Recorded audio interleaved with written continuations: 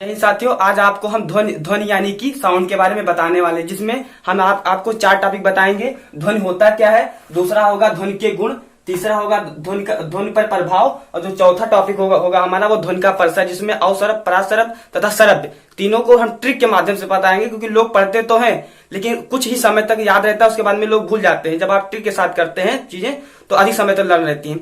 अब चलिए, अब इसको स्टार्ट करने से पहले आपको हम 2 क्वेश्चन दे रहे हैं। आपको पहला क्वेश्चन स्क्रीन पर दिख भी रहा होगा, जिसमें से हमारा पहला क्वेश्चन है कि ध्वनि का वेग किसमें अधिक होता है, ठोस, द्रव, गैस या वायु में। और जो सेकंड हमारा क्वेश्चन है वो भी स्क्रीन पर आप लोग को दिख रहा होगा। जो एक कोई स्वस्थ मनुष्य और वयस्क मनुष्य को जो ऑडेबल वेव कितनी होती है, यानी कि सरब तरंग कितनी होती है। तो आप ये दोनों क्वेश्चन का आंसर हमें कमेंट बॉक्स में करके बताइएगा। और जिनको नहीं आ रहा है वो हमारे साथ बने रहिए, और जिनको आ रहा है वो, अगर आप लोग हैं तो कुछ ना कुछ सीख के तब जाएंगे। चलिए आपको वीडियो को स्टार्ट करते हैं। अब आपको हम बता दें कि जो ध्वनि होता है, जो इसकी एक होती है वेग, यहां पर हम बताते हैं आपको, जो ध्वनि का वेग होता है वो 332 मीटर प्रति सेकंड माना जाता है। लेकिन ये जो है रेलवे में माना जाता है, और बाकी जैसे सीडीएस एनडीए का एग्जाम जब आप लोग दोगे तो उसमें क्या होता है, वो 330 ही मानता है।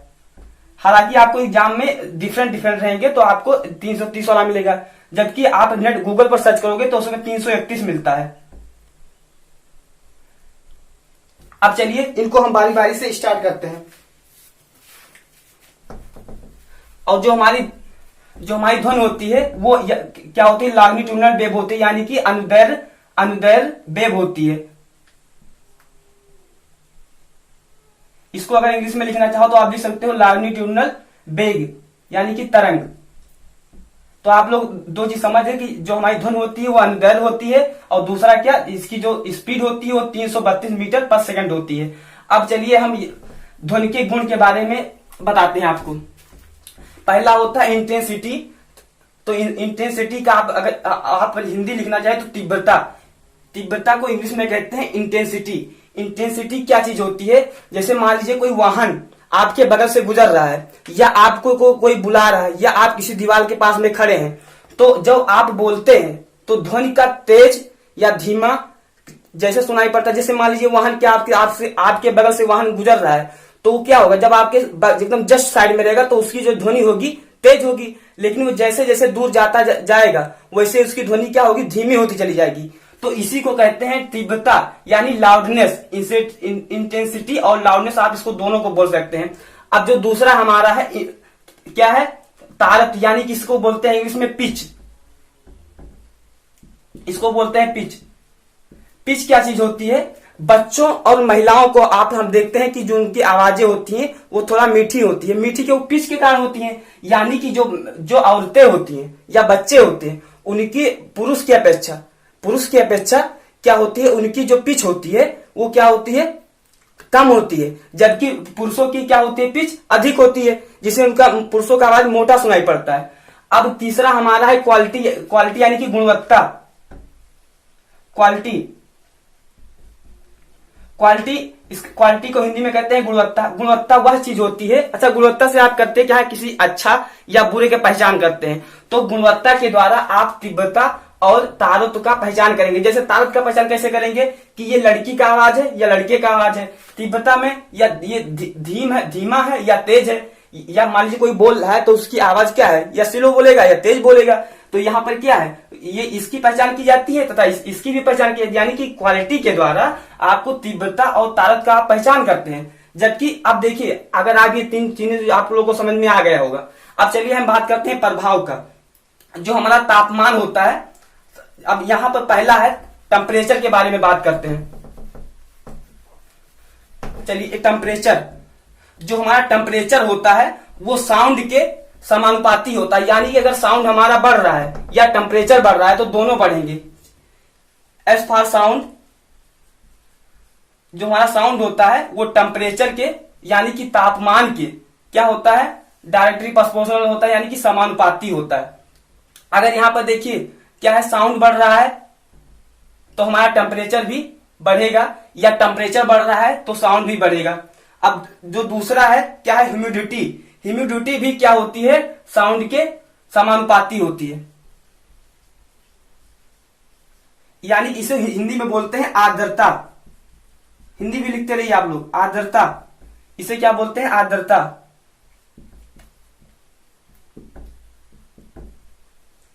तो ये भी क्या होती है? समानुपाती होती है। जबकि आप किसकी बात करेंगे? डेंसिटी के बारे में बात करेंगे, यानी कि इसका जो डेंसिटी होता है उसका हिंदी क्या होता है? घनत्व होता है, घनत्व। अब देखिए, टेम्परेचर के लिए एक फार्मूला होता है, यानी velocity of sound. Velocity of sound होता है प्रोपोर्शनल क्या होता है? ये होता है अंडर रूट के अंदर लैम्डा आर और होता है फिर टी अपान यम। तो यहां से हम लिख सकते हैं कि जो हमारा वेलोसिटी ऑफ क्या है? साउंड, वो मास के क्या है? व्युत्क्रमानुपाती है। यहां से देखिए मास है, ये यहां क्या है? वेलोसिटी ऑफ रेशियो है। तो यहां से देखिए आप, ये डेंसिटी में क्या होता है? डेंसिटी बराबर क्या होता है? द्रव्यमान बटा आयतन, यानी कि मास अपान वॉल्यूम। लिख लेते हैं यहां से। अब हमको निकालना क्या है? मास। मास निकालना, तो ये इधर से क्या हो जाएगा? ये भाग में इधर मल्टीप्लाई हो जाएगा, तो ये क्या हो जाएगा? डी इंटू बी हो जाएगा। तो यहां से देखिए, जब यम बराबर क्या है? यम यहां पर देखिए, ये क्या है? इसके अपोजिट क्या है? इनवर्सली प्रोपोर्शनल है। तो यहां पर भी ये क्या होगा? जो वेलोसिटी ऑफ जो साउंड होगा वो क्या होगा? यहां पर हम रख सकते हैं ना, यम बराबर डीबी तो रख सकते हैं। तो यहां पर लिख लीजिए, यम बराबर डीबी हम रख देते हैं, बस निकल आएगा तुरंत। चलिए, आप किसी बात करते हैं प्रेशर की। जो हमारा प्रेशर होता है, इसको आप नोट कर लीजिए। जो हमारा ये है, ये तीनों चीजें आप नोट कर लीजिए। अब बात करते हैं प्रेशर की, यानी कि दाब की। तो दाब, जो दाब होता है उसका वायु पर कोई प्रभाव नहीं पड़ता है। जो हमारा दाब होता है उसका वायु पर कोई प्रभाव नहीं पड़ता है, यानी कि इस पर नो चेंज, नो इफेक्ट, यानी कि कोई प्रभाव नहीं पड़ता है। तो ये आप चारों चीज समझिए। अब चलिए हम बात करते हैं किसकी? परिसर की। जो होता है हमारा परिसर। अच्छा बताइए, परिसर, जो ध्वनि परिसर होता है उसमें तीन होते हैं। इंफ्रासोनिक, यानी कि अवसरब, लिख लेते हैं अवसरब। तीसरा होता है सरब, यानी कि ऑडेबल। इसको आप लिख लीजिए तरंग, यानी कि वेव। जो दूसरा है हमारा क्या है? सरब, यानी कि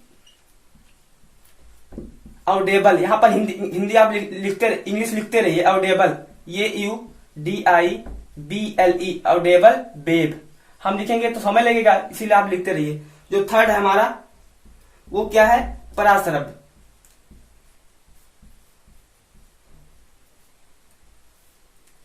तरंग, यानी कि इसे बोलते हैं अल्ट्रासोनिक वेव। यहां पर आप लिख लीजिएगा। अब चलिए हम इनको बात करते हैं। इसको बात करने से पहले आप लोग को हम एक ट्रिक बताते हैं। एक ट्रिक आप लोग नोट कर लीजिए। मान लीजिए कोई मंदिर है, कोई मंदिर है, उस पर क्या होता है? जो शरणार्थी होते हैं, यानी कि जो दर्शन करने आते हैं, वो क्या आते हैं? आओ। इससे आप याद कर लीजिए, आओ, आओ शरण प्रभु के,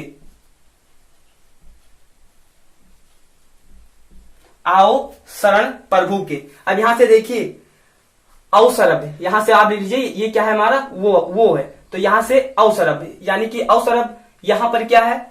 सरब। फिर क्या है? यहां से प्रासरब, यहां पा है, यहां पा से कर लीजिए, आओ शरण प्रभु के। अब देखिए, इनकी कोई क्या होती है? ध्वनि परिसर होती है, यानी कि इनकी, अब देखिए ये होता है 20 हर्ट्ज से, 20 हर्ट्ज से कम। इनको हमारा अगर जो मनुष्य ह्यूमन है वो अगर सुनना चाहे, मानो कि इस तरंग को, तो नहीं सुन सकता है। अब देखिए ये होता है 20 हर्ट्ज से 20 किलो हर्ट्ज। किलो हर्ट्ज में कितना? 3 जीरो होता है, 20 किलो हर्ट्ज। अब देखिए परासरब में क्या होता है? 20 किलो हर्ट्ज से ऊपर होता है। यानी कि हमारी जो कानें होती हैं, ना इनको सुन सकती हैं, ना इनको सुन सकती हैं, इनको ओनली इनको सुन सकते हैं, यानी कि ऑडेबल वेव। ऑडेबल जो सुनाई पड़े क्या होते हैं? ऑडेबल, यानी कि जो सरब तरंग। आप इसको कैसे याद रखेंगे? यहां पर लिख लीजिए 20 से कम, 20 से 20 किलो हर्ट्ज, यहां याद कर लीजिए 20 किलो हर्ट्ज से क्या अधिक। बस नॉर्मल सी ट्रिक है, इसको आप याद कर सकते हैं। अब दूसरा क्वेश्चन है इसमें, मान लीजिए कोई मच्छर है, मच्छर की जो भिनभिनाहट होती है ध्वनि में, जो मच्छर की भिनभिनाहट होती है वो क्या होती है, शेर के दहाड़ से अधिक होती है। हमने पिच बताया हुआ है आपको।